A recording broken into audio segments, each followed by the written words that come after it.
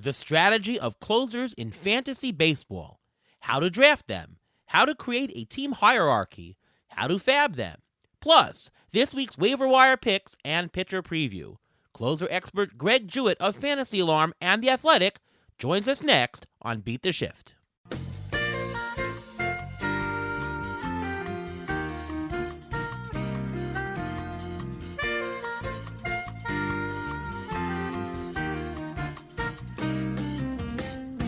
Welcome to another episode of the Beat the Shift podcast.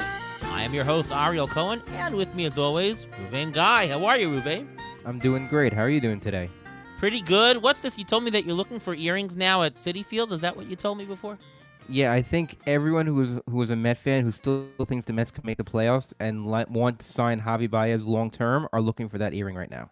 Oh boy, Mets in trouble again. They're acting general manager DUI. Oh boy. Well, it sounds like a regular Mets year, so all's well in the world, right?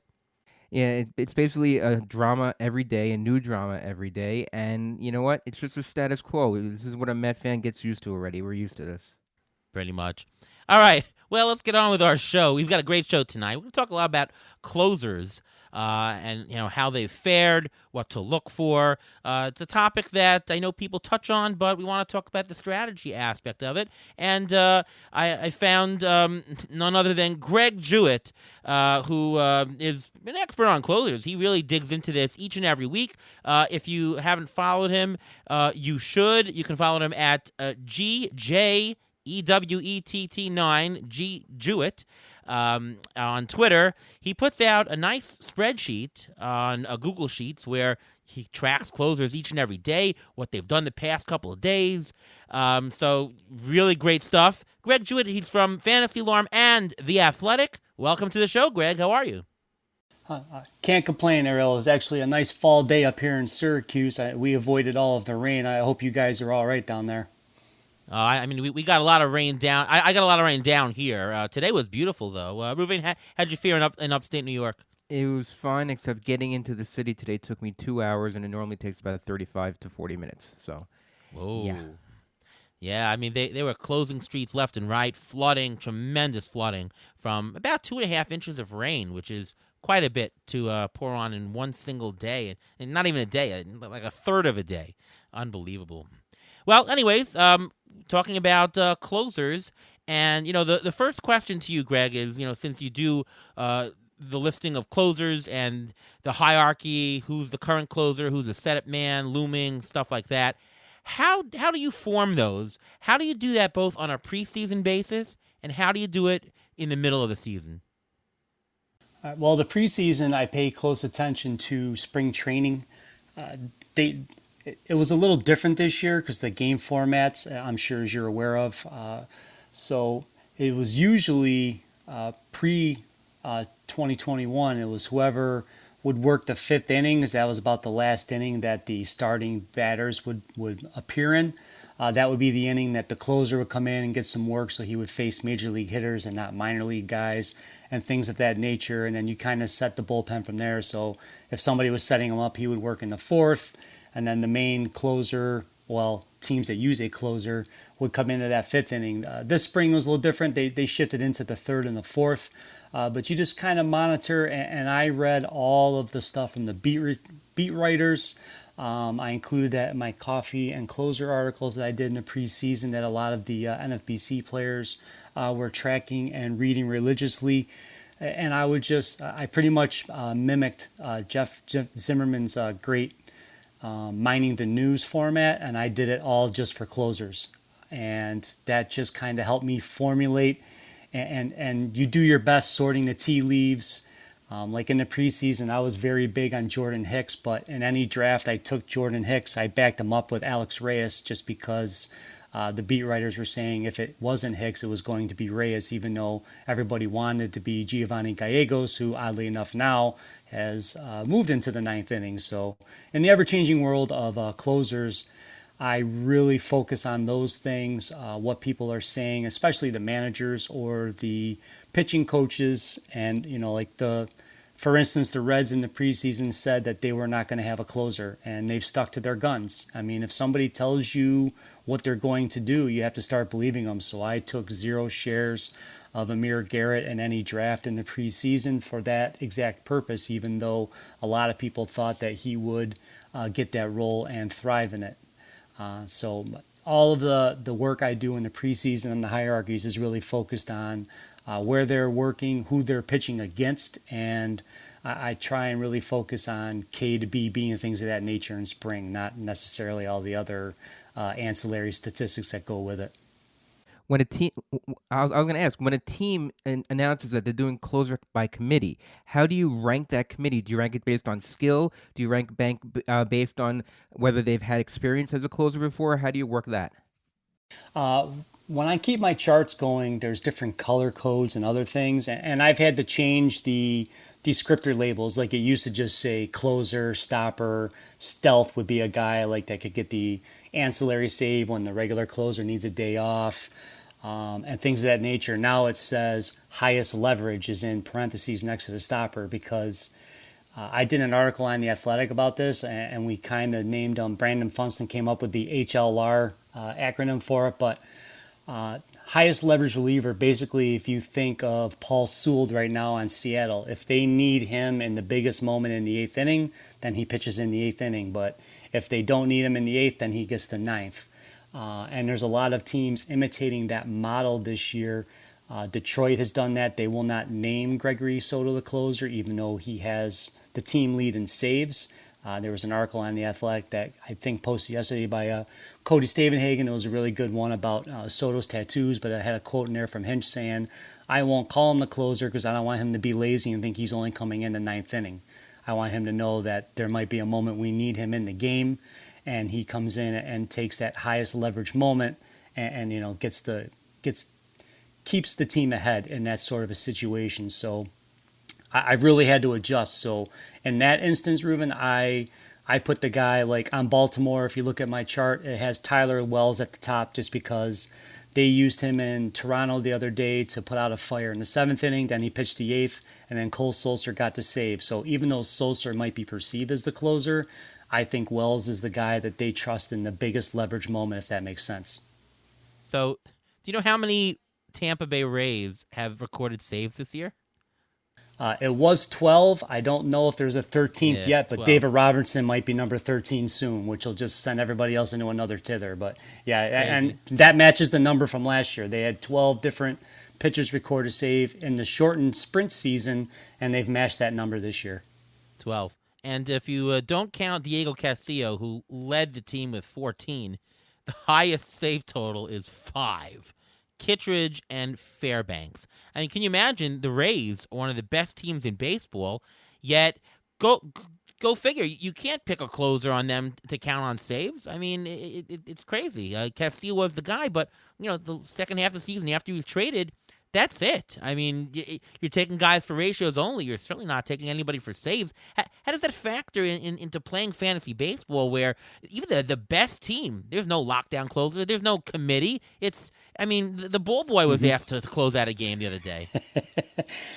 In those fluid situations, in a 12-team like mixed roto, you really can't roster one of those guys unless it's a daily moves thing or like in some Yahoo leagues, if you can use Kittredge as a starting pitcher slot on like a head-to-head matchup on a day you don't have a starter going, then that makes him valuable. Otherwise, it's only 15-team leagues or league-only formats where those guys have more viability. And unfortunately, as they keep having success with this, you're seeing more and more teams imitate them. So that's what keeps me busy, and it's what makes it keeps me employed here because people want to have all these questions about the closers and things of that nature and where the next save. The biggest thing is where's the next save coming from, and that's what people really want to know. If you can get somebody a week or two ahead before they get the job, you save a lot of fab money, which we all know is tantamount to success, especially at the end of the season here.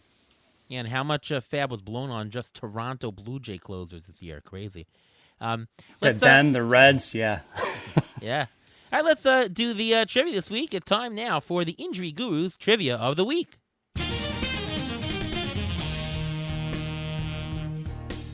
Discussing closers this week.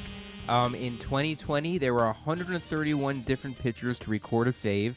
In 2019, there were 199 different pitchers to record a save. How many pitchers have recorded a save this year so far? Is it more than 2019 or not? I'm going to say yes. No, not yet. The answer is not yet. 178 pitchers have recorded a save so far this year. 43 different relievers have recorded at least 7 saves. And you mentioned the Rays. They have the most pitchers with a save of 12. The teams with the least amount of pitchers with saves are the Braves, Marlins, and Rockies. They each only have 3 pitchers on their roster who actually got a save. So with all this knowledge, knowing that so many different people are getting saves, what is the optimal closer strategy going into a draft? What I tried to do in the preseason this year was get myself an anchor. And I know a lot of people say never pay for saves, but I did. And this is somebody, I'm not going to toot my own horn here, but, I have pretty deep knowledge of the save pool, and I was paying the retail to get Liam Hendricks or a Josh Hader, especially if I'm in an NFBC league. I tried to get one of those 2 guys. I was not able to get Iglesias because I had already gotten those other ones the way drafts went, so I didn't have to get them. But that would have been probably my 3rd target along with Edwin Diaz. So I think you need to get an anchor. So that means you've got a guy that the team wants him there, the team needs him there, and he's going to have that job for the full season. After that, I kind of let it drift. So on 2 different NFBCs, the second closer I took was Jake McGee. And then I mixed guys in. I on one team, I ended up with spoiled riches. I took Ian Kennedy late and Emmanuel Clase late. And at one point, I had 4 closers on that team. I had to drop Kennedy just because there was nothing I could do with him because that's a non-trade league. The only one that was different was the TGFBI. In that draft, I was on the wrong side of both of the early closer runs. So my first closer in that one, at that time, I took Craig Kimbrell, and it was a nervous preseason when he was having his struggles. Luckily, he was able to turn it around. I took Hicks and backed him up with Alex Reyes, and then I took Daniel Bard late. And it's funny now as we talk about this on that team, I don't have any of them active right now. So I actually picked up Adam Ottavino to get a couple of saves, and just riding the wave through the end of the season. After Sunday's performance with Reyes, I gave up on him. Yeah, I mean, the question is, is there a general strategy that works in general? We can certainly talk about history. We can talk about what happened this year. Talk about what happened in a couple years. I mean, I found, and I wrote an article about this once, that the optimal strategy is to buy the second-tier closer and then a couple of shots at the bottom. And by second-tier closer, I mean not the elite 1, 2, but the 3rd, 4th, 5th, 6th, 7th. And it could be a little bit different every year. Maybe the second tier starts at number 2 some years. Sometimes it starts at number 4. But that story. Certainly this year, I mean, look at the guys at the top. Hader, Liam Hendricks, certainly check. Diaz, check. Iglesias, check. Chapman, by and large, check. Pretty good. Kenley Jansen, pretty good. Ryan Presley, decent. The guys at the top, even though they were expensive, you got a good bang for your buck. You recovered most of your value. The guys who were $6 to $7 in the middle, guys who were mid rounds, a lot of them went to the wayside. So would you rather pay, double that price from the middle and recover, or would you rather pay that cheaper price but not? They weren't $1. They weren't in the 25th round, right? They were in the 15th round. So that is the general tenet, is to get that strategy, to get that top tier closer. And again, buying one of them. If you're buying 2 of them, now you're spending a considerable number of resources. That is probably too much to handle. But getting the one and then throwing your darts late, that seems to be the way to go. And I would suspect that it's going to be the same type of thing next year, that there's going to be a couple of reliable closers at the top. You should grab that one and just throw a couple of darts at the bottom. The only thing I would add to that going forward is, especially because Tampa Bay does this, there are some good relievers with great ratios. I mean, Giovanni Gallegos has had lower than a .9 whip over each of the last 3 years. whether he gets saves or not, that's very helpful to 15-team leagues. Even 12-team leagues, it's helpful. Chad Green, going to get you the strikeouts, the occasional save. There are good relievers, and there's going to be more and more middle relievers worth taking. But as far as saves go, I think that strategy of getting the elite one, even if you have to pay a drop more, and then choosing your shots towards the bottom, middle bottom, is the way to go. Ruvain, anything to add? Yeah, getting two top-tier closers doesn't make any sense because usually during the course of the season, a lot of people's fab is going toward prospective closers or possible closers because there's always injuries and stuff like that. So if you're going to spend for two top-tier closers and spend your fab on it, it's counterproductive to your budget. It doesn't make any sense. I'd rather put that money into the offense, build up your offense, make that a little bit better, and then you can speculate on these closers because, as I mentioned, so many different people are getting saves. 43 pictures have 7 or more saves, which is unfathomable. And like Iro, just like you said, the Rays, Diego Castillo had 14, I think you said, but nobody else has more than 5 right now, which is just mind-boggling, which means of those 43, none of them are Rays. But the Rays pitchers are so valuable. Their ERAs are great. Their whips are great. They're all pitching different in high leverage situations. When Pete Fairbanks went down, Kittredge stepped up and he became an all-star. Peter Fairbanks, he's back now. He's going to get some save opportunities now only because they've used him in high leverage situations and he's comfortable there. So getting 2 top-tier closers doesn't make any sense in a budget. 1 top tier makes the most sense. Yeah, and you also don't need that many closers because there are going to be less saves to go around. Because of the fractionation of all of the closers, each fantasy team is not going to accumulate as many as they would have. So buying 2 is actually overkill. You're probably fine with just the 1 and some saves here and there. Greg, anything to disagree with? Anything to add to that the strategy part of drafting? The only time I could justify taking 2 upper level closers would be if you're in a draft and hold. Like if you're not doing anything during the season, that's the one time I think you can do it because you can spackle offense and get people going through, but in that 50-round draft. And the hardest thing about all of this is a lot of times when you look at I'm going to try and do. The first thing I'm going to do at the end of the season is really go through. Brian Slack did a great job of accumulating the bids in the main events, and I'm going to try and go through the RotoWire online championships as well, just to see the money spent on closers per team by people in all of these leagues.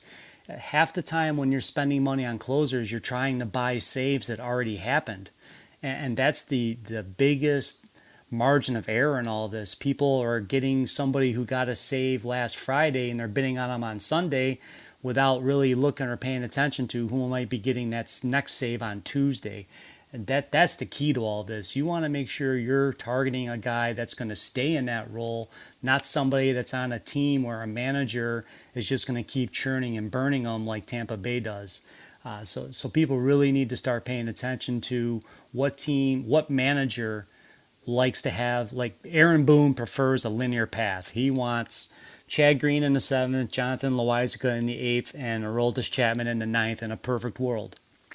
And we know that. So even when Chapman was struggling, Ariel and I were, DMing each other about it, and I was like, he'll eventually be back there, and then he did. Even any of these top closers can lose it at any moment's notice. Look at Matt Barnes right now. There's 4 closers on a break.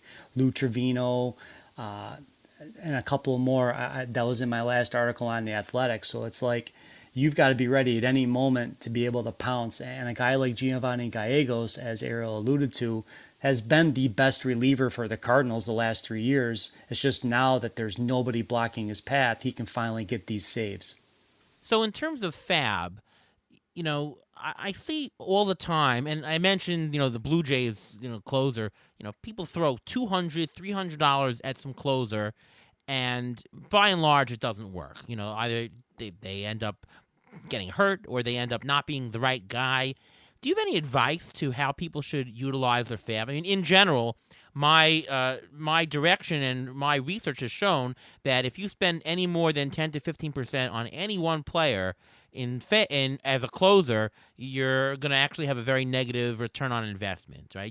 You're best off throwing the darts a week early for 1 to 2%, throwing 7 to 8% on the closer. If you have to in the right situation early on, 10, 12%, we understand that. But anything more, and you're really not doing a service for the rest of the year. Do you agree with that? And do you have anything to add to how FAB should be utilized for closers? I completely agree with that. And when I was seeing people bidding, $200 and $1,000 fob on Julian Merriweather, yes, he had an unbelievable little stretch there, but his injury history in the minor leagues was so checkered that had to be a red flag. I mean, to think that he could go out there, and I really think part of the reason that Alex Reyes is struggling is he's fatigued. I mean, look at his innings pitched per year through his career. He's getting into uncharted territory a little bit here. He just has not worked this much, and usually when he was doing this, it was as a starter. So I think over time, I think this is just an accumulation of things kind of all getting him at once and making him struggle. And that last blow up in Pittsburgh while they're fighting for a playoff spot was kind of the death nail to him in the ninth inning for a little while. And you saw him in lower leverage 2 nights later strike out the side, but they were losing by 10.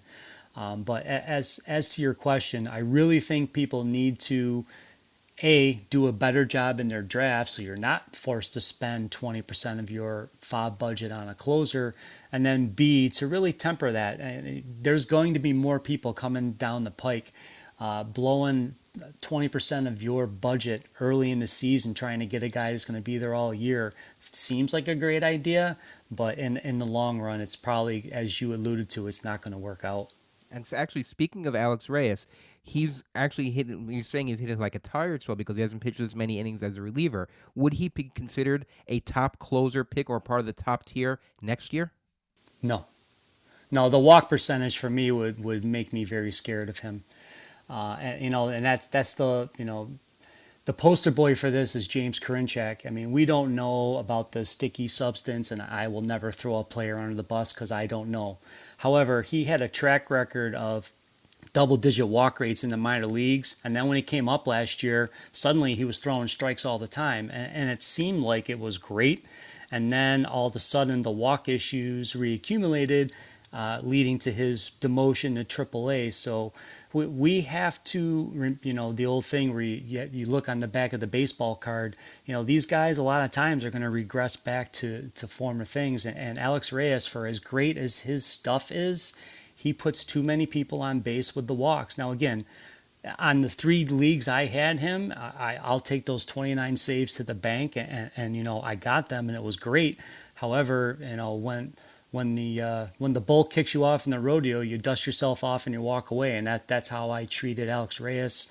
After that, 3 blown saves in that short span of time, to me it was I had to walk away. I do not foresee him. I mean, they still think he's going to be a starter next year. I don't see it with the walk rate, but we'll have to see how all that plays out. So looking into September, into the next 4 or 5 weeks of the season that's remaining, which non-elite closers do you think might experience a save surge? And are there any closer speculations that maybe people aren't looking at that might be someone that they could look at as a potential save source for those who need the saves in your roto leagues? All right, well, we're going to take this in 2 parts. First and foremost, take a very, very close look at the standings and see if you can have an impact there. So like for the TGFBI, there's the guy ahead of me in saves is ahead of me by 5, and the guy behind me in saves is down by 7. So I'm just going to tread water. I'm not going to spend resources going to get saves there. There's another league where I can maybe gain a point, so I'll take a look at it. But people have to be smart about these things right now. I need to attack wherever I can in the standings to make an impact. But for September, we've already seen a little bit of a surge. I really like what I've seen lately from Gregory Soto, and you should notice that I picked him up in Tout when he was starting to really turn the corner. Did I drop him, by the way? Did I drop Soto?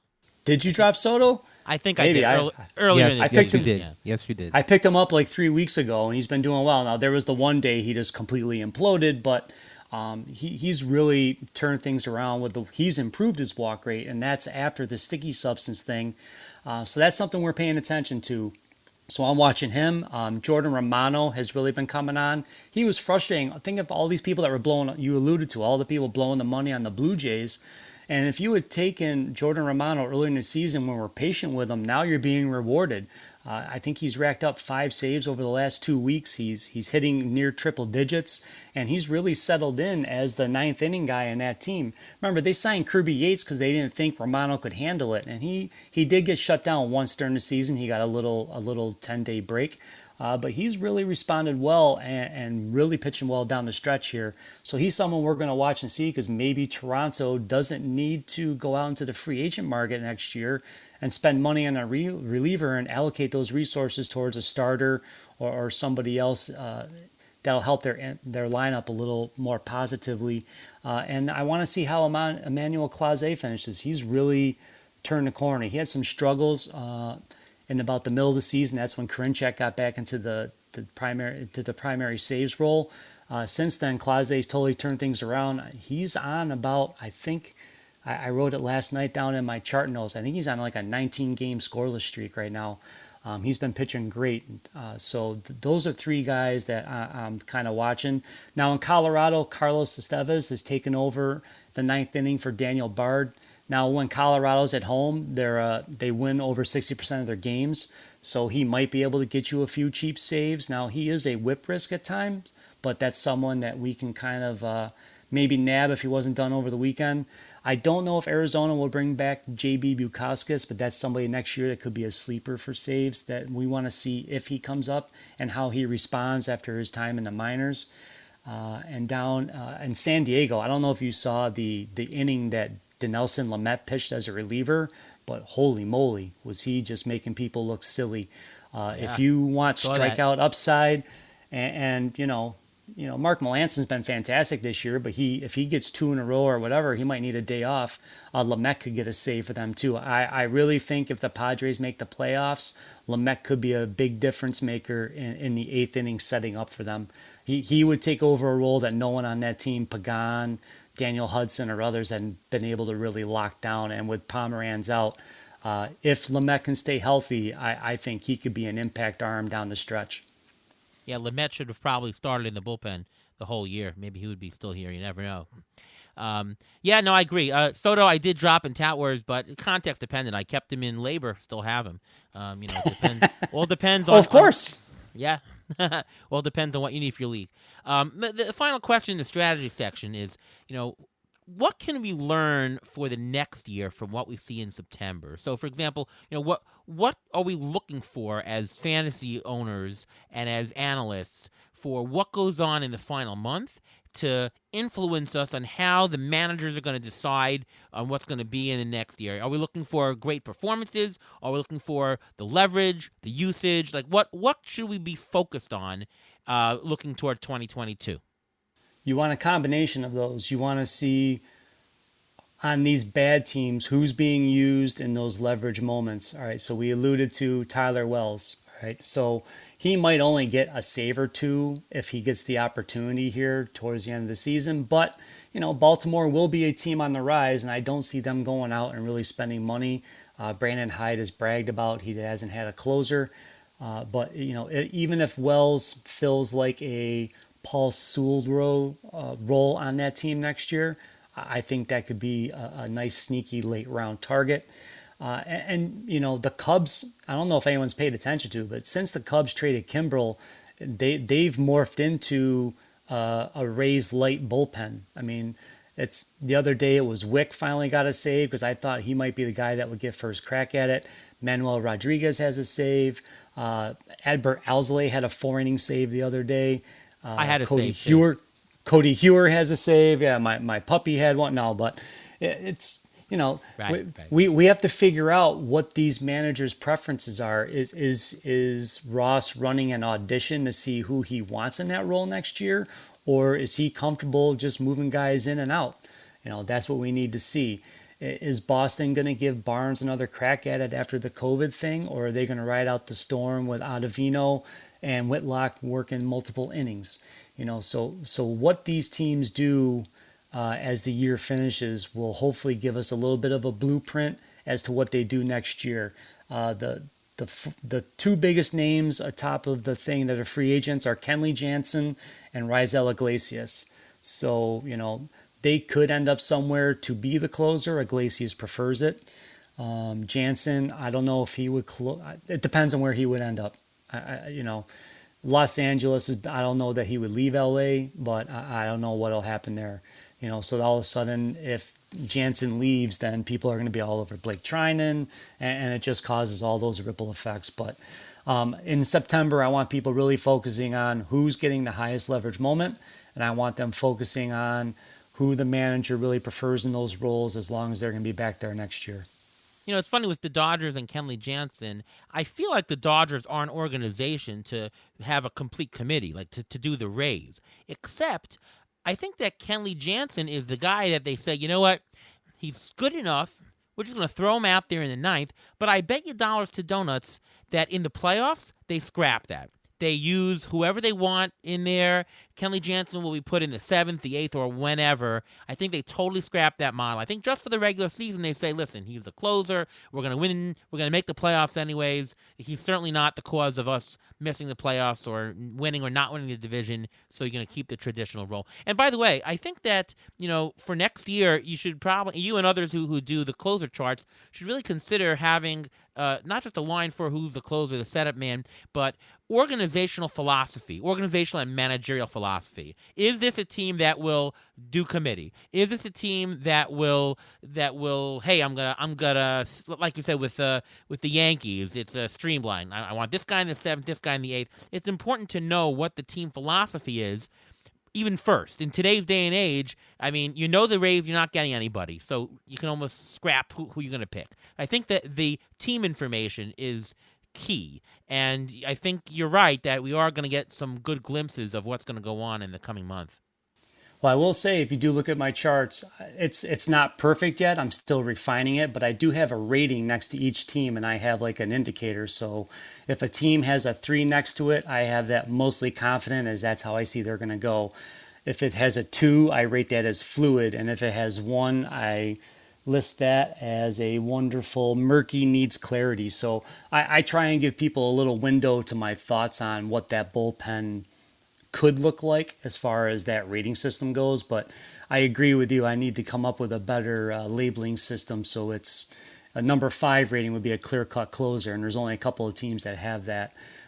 So, I mean, I do try to address that, but definitely. And I did do that in one of my intro articles to The Athletic. It was almost like this team, it could go this way, and I listed who could be and then what might happen and things of that nature. But I'll keep trying to address all those things. But it's like being a fireman. Every time you think you got something figured out, another little spark pops up and you got to put out another fire. Yeah, September can be very, very tricky because if you look at the strength of schedule coming up for September, the Royals, the Pirates, and the Reds have pretty favorable schedules in September. So you may see pitchers like David Bednar pile up a lot of saves. You may see a pitcher, I don't even know, maybe Michael Givens pile up a bunch of saves, or what's his name, in Barlow in Kansas City. These guys may be piling up a lot of saves, but that only may be because of their strength of schedule. So don't see these inflated save numbers. That's what I meant. Inflated save numbers.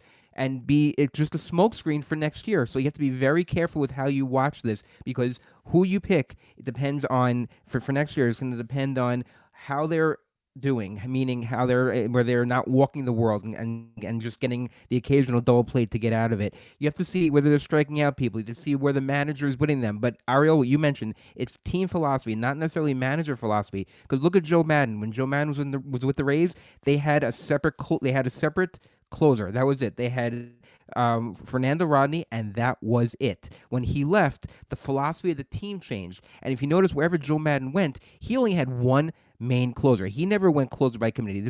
It's not his philosophy. So you have to see what the philosophy of the team is, and to see the manager just on the side, just have an idea what the manager likes as well. Agree. All right. Well, that wraps up our closer discussion. Really great stuff. And definitely check out Greg's spreadsheet, his Google spreadsheet online. Really great stuff. But let's move on to our waiver wire for this week. Here's where we talk about a couple of potential waiver wire pickups that might help you. Let's start with you, Greg. Who are some people that you might want to pick up this week? In one league, I can gain points in stolen bases. So I'm probably, as much as it makes me maybe even gag a little, I'm probably going to be kicking the tires on Leody Taveras. I watched a couple of his. I was watching his at bats the other day. I had the Texas game on because I wanted to see the high leverage moments and those things. And that's a nice thing about MLB TV. I can watch all these games and get them rocking and rolling. I have the Pirates game on right now, Ruben. So there you go. But here's the thing: his last 8 games, he's been recalled. He's already got 2 home runs and 5 stolen bases. I know it's only a 167 BABIP. However, he has an 80.3 contact percentage since he's been recalled. And the key to me is 92.5 Z contact. Now, I don't think he's going to be a 300 hitter, but if he can hit anywhere even in the low 240, if he can hit in like 240 the rest of the season and get me a get me a stolen base or 2 a week, that could really help me in a couple of spots in NFBC standings. And I'm also watching his teammate Nick Solak. The Rangers have been doing some nice things ever since he's come back to the team. He's been hitting everything as well. His last 43 plate appearances, 2 home runs, 8 RBIs with a stolen base, and a 359 average. So and his OPS is almost at 1,000. So those are 2 sneaky guys for me that I'm going to be trying to get shares of this weekend if it's possible. How about you guys? Ruve? Well, since we're talking about closers, I'm going to mention a couple of closers who are very much available in a lot of leagues. Adam Ottavino, who's mentioned already, he's only owned in 32% of CBS leagues.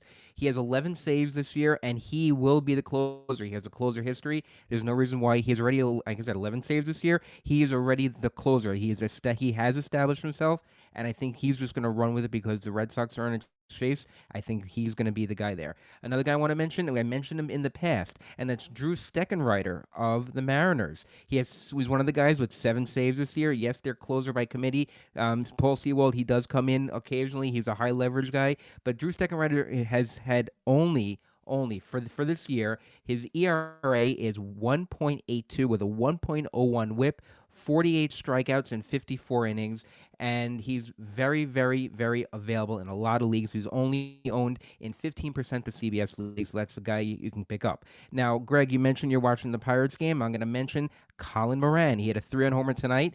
He's only played 72 games this year, but he's batting .284 now with 8 homers and now with 37 RBIs, 1 stolen base. He's only owned in 21% of CBS leagues, and he's eligible at first and third. So if you need to fill in for a spot there, he's a guy to have. He's got a decent average, and he's playing basically every day. Yeah, I like that Moran pick. I have him in 2 leagues of my own. I'm going to mention 2 closers. I mentioned before, Giovanni Gallegos. He's only 40% owned. He's got a couple saves in a row, 75 strikeouts in 66 innings. Again, it's the whip. In 2019, his whip was .81, 2020, .87, this year, .85 with an under 3 ERA. I mean, if you think about what the best pitchers in baseball do to your ratios, let's say you have a 1.1 whip. What do you think a closer who has, almost going to have almost 70 innings, so half the innings of a starter, they're going to have a tremendous impact on your whip, throwing .85. It's a ratios, it's a numbers game, right? All fantasy baseball is a numbers game. Those matter, and now the fact that he's getting saves, his roto value is through the roof, in my opinion. So if he's not on your roster, he should be right now. David Bednar, I mentioned him before, and Ruve mentioned his schedule. He's playing the next 4 teams: Detroit, Washington, Cincinnati, Miami. I think Bednar's been great all year. Under 1 whip, 2.35 ERA, 65 strikeouts in 53 innings. He's the closer, in my opinion. He's going to get the ops. I think he's going to have a couple of saves in the next couple of weeks. 2 Cubs to talk about. Ian Happ, he's back, 40% owned since August 16th, batting .362 with 5 homers and 12 RBIs, 787 slugging, a 211 WRC plus. So he's quite a bit higher than the average player right now. I mean, 5 homers in 2 weeks. That's not somebody to neglect. He's batting third.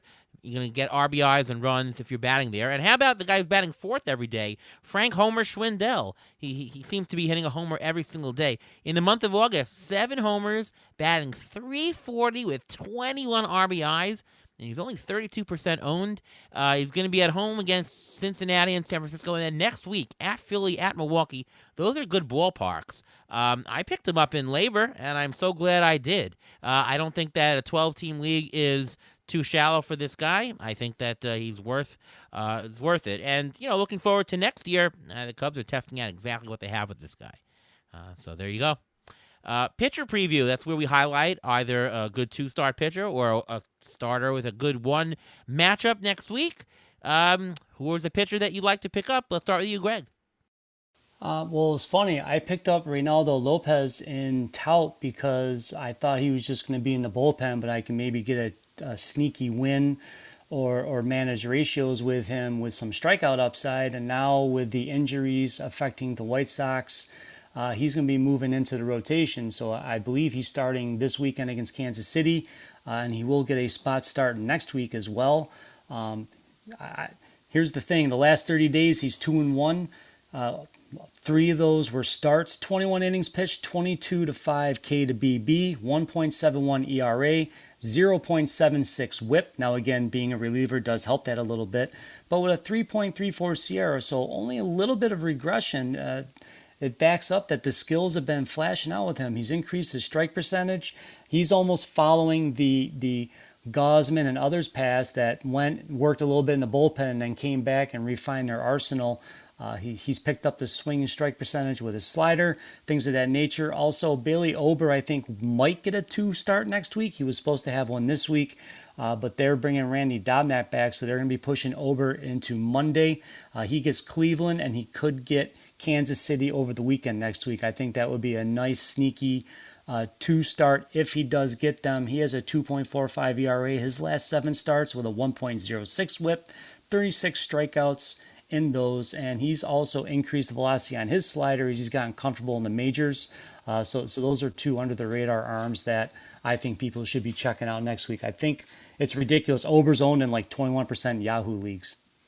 Yeah, Ober, a good pick. He has not given up more than 3 earned runs in any of his last 8 starts, so that's pretty good on his spot. You mentioned Randy Dobnak, friend of the podcast. He was on earlier this year. He was on our show, so we wish him well. Ruvain, how about you? Well, I'm going to mention a guy I mentioned a couple weeks ago because he's only 46% owned, and it should be higher than that, and that's Eliezer Hernandez. That's 46% owned on CBS. He's got possible 2 starts against the Mets and at Atlanta. He's got 14 strikeouts in his last 15 innings. He is a good guy to get strikeouts from. If you need strikeouts down the stretch and you can not worry too much about your ERA and WHIP, then he's a guy to get. Now, if you want to try to get wins, this is my risky pick for the week. Usually I get a guy who's usually 5 or less % owned in CBS, and this week I have Paulo Espino of the Washington Nationals. He is at Atlanta and at Pittsburgh, who fired their hitting coach, so that must be good for the pitchers there. He's got 16 strikeouts in his last 13 innings, and ignore his ERA of 6 over the last 3 starts. His ERA for the season is still at 4.10, and he started a ton of games. He's only 5% owned in CBS, so if you need to try to get wins, yes, the Nationals aren't that great, but when you have a pitcher who's going against the Pirates, you got to take that. Yeah, firing their hitting coach right at not even the season's over, just 5/6 of the way on a losing ball club. Not a good sign, I'll tell you that. The Padres fired their pitching coach just now. That was also a surprise. One of my picks is someone who pitched very well against them the other day, Luke Weaver, 10% owned. He's back from injury. He's going to be versus Texas next week. Last night against the Padres, 6 innings pitched, 4 hits, 1 earned run against a pretty good lineup in the Padres. So I like that pick, Luke Weaver, for next week. How about Carlos Hernandez? He's a little bit more owned, 50% owned. I love this guy for next year even. 25% strike rate, 40% ground ball rate, 97-mile-an-hour fastball, 12% swinging strike rate. Carlos Hernandez, he tackles Minnesota next week. I like that start. How about Antonio Senzatella? He's a future 2-star pitcher. He's only 15% owned.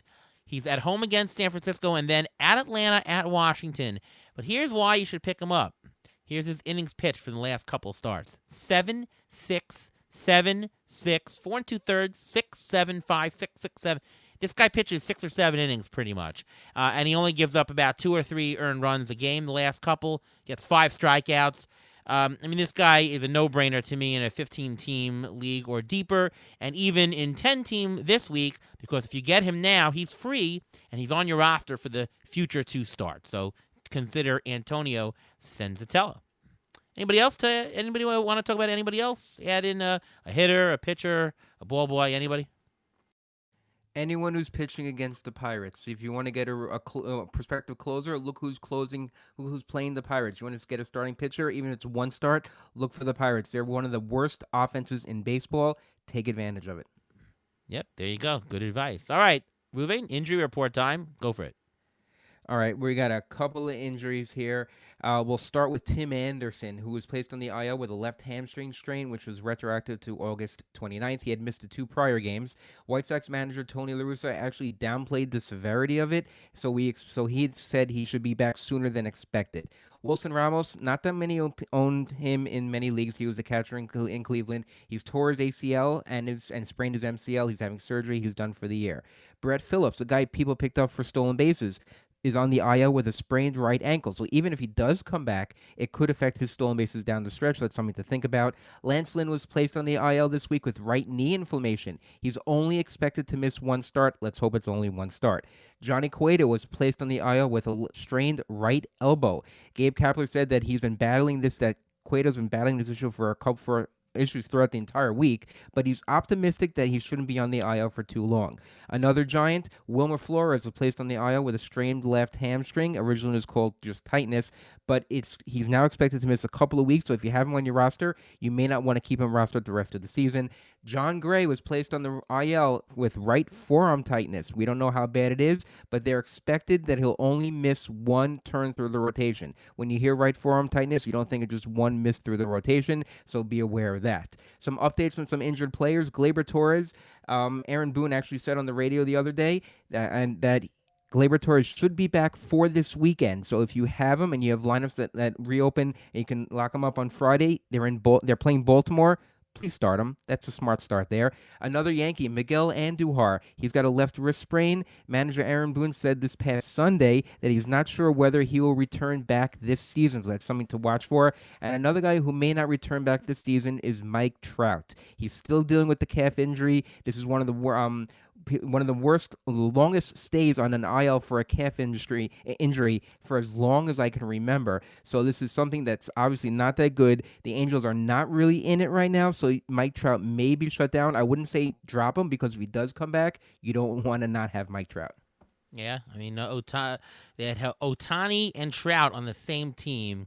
Can't make the playoffs. The drought continues for Trout here, and hope he does recover soon. One thing to note about injuries in September, this year you don't have the expanded rosters all the way to 40. So what would happen before is somebody would get hurt, they would not go on the IL. Why put them on the IL, right? Because if they can come back in 7 days from now, they have plenty of roster spots. Right? 40, you're not using 40 in a game. But now with a more limited roster, they do put players on the IL. So the fantasy tactic is slightly different. I think it's better in the sense of you have less questions in your lineup, right? Oh, is this guy going to be back? He's healthy. You won't have day-to-day guys. Guys will actually be put on the IL. So I think it makes it a little bit easier, right? No?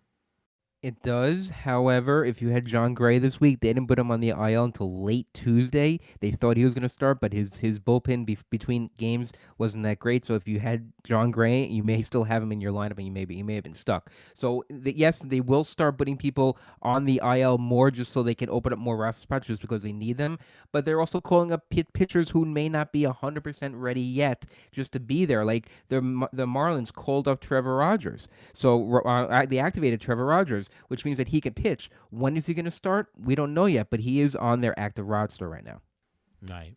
All right. Well, that's the end of this show here. I want to thank Greg Jewett for coming on the show and talking closers and strategy and all that. Greg, thank you again. And before you go, why don't you tell everybody where we can see your stuff, where we can read you, reach you, all things Greg Jewett.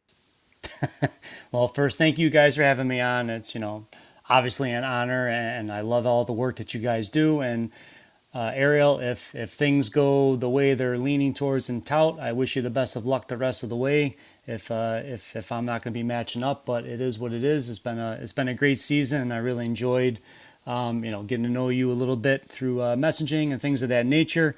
And I respect what you did in the early draft and everything else. And again, you had a strong regular season team. Hopefully, they can do the work in the playoffs if Clay Link takes me out this weekend. But we'll see how it goes.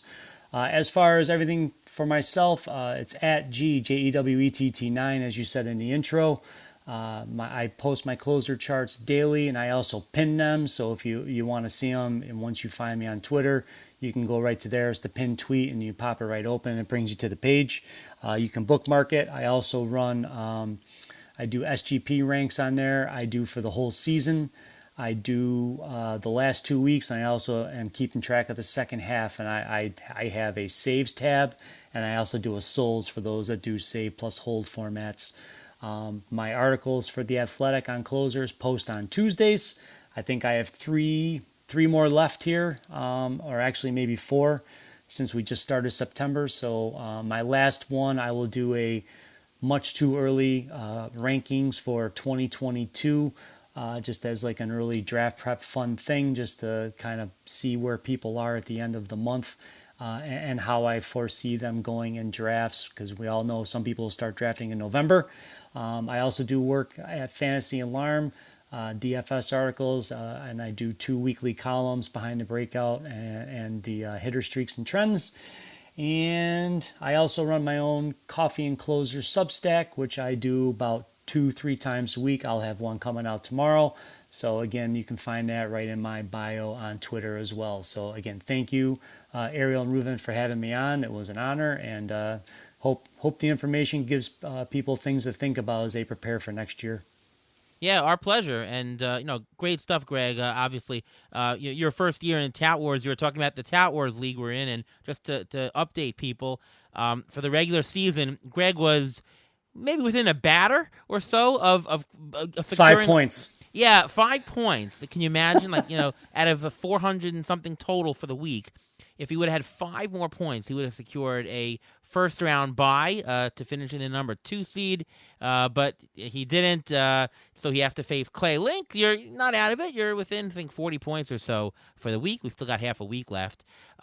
Should you win, you will be facing Prospect Jesus, I believe. Right. That's right, Ralph Lifshitz. I won't be facing you. I got the number 1 seed, so if Clay wins, I have to face Clay. If you win, then I get the other side of the bracket, Nick Pollock or Frank Stamfel. So either way, I won't face you to the finals. I hope you're there. I wish you luck in the next couple of rounds, and we'll do the best we can here on our end as well. That sounds great, Ariel. Thank you. All right, Reuven, how about you? Tell us all about your stuff. You can follow me on Twitter at MLB Injury Guru, where I tweet out injury updates, how long they're going to be out, next guy up. And I also have a weekly article for Rotoballer discussing all this, preparing you for the fab for that week. And my name is Ariel Cohen. You can read my stuff over at Fangraphs, Rotographs, at Rotoballer and Sportsline. You can follow me at ATCNY. And, of course, you can listen to me every single week here on the Beat the Shift podcast. I did an earlier podcast today with RotoWire with Jeff Erickson and Justin Mason and company talking about our specific TGFBI division. So give that a listen. RotoWire does some great stuff as well. I talk about why I think Adalberto Mondesi should be very negatively looked at going into 2022. So check that one out for that explanation. And that's it. So once again, thanks so much to Greg Jewett for coming on the show. From all of us here at Beat the Shift, we'll see you next time.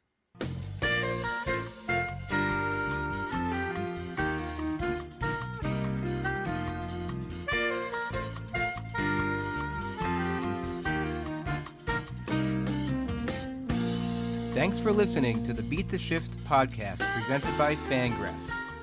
Follow us on Twitter at beat_shift_pod.